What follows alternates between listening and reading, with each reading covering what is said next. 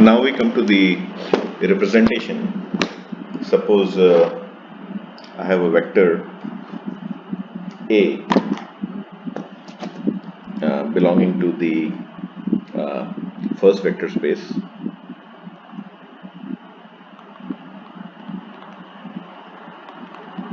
and I have B, an element of the second vector space.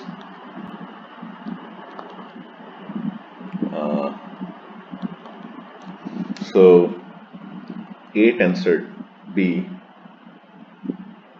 is an element of the tensor product vector space, and I can represent it by another column vector. For example, let's say I have two vectors, and that would be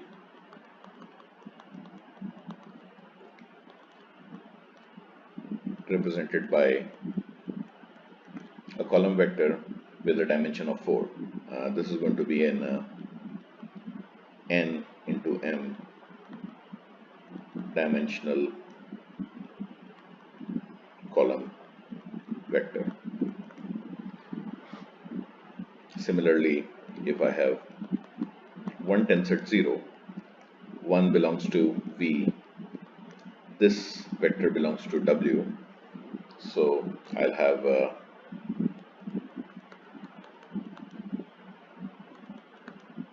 and that will be given by,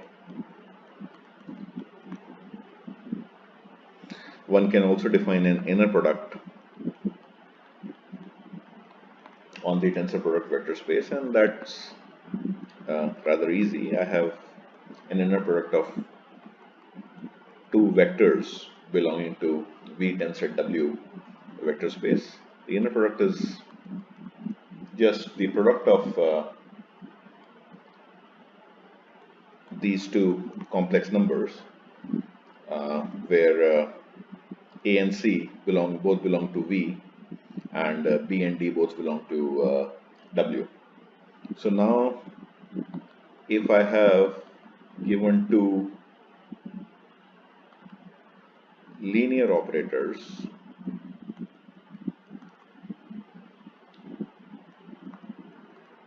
A is an element of the linear vector space V, it's an operator, and B is an operator in the linear vector space W.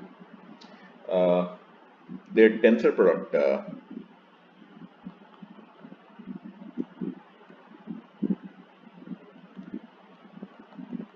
tensor B is going to be an operator in V tensor W, and as we know, the set of operators form another vector space, and the action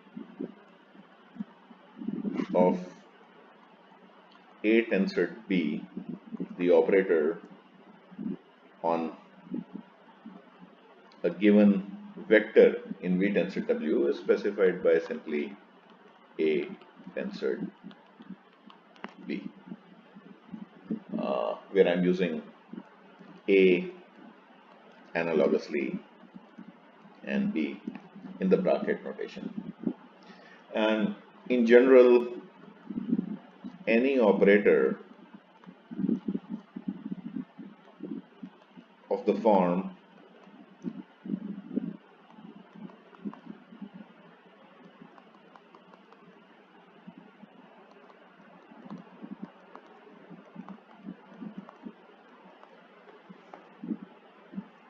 a linear combination of operators AI and Bj, where AI is an operator on the vector space V and Bj is an operator on the vector space W.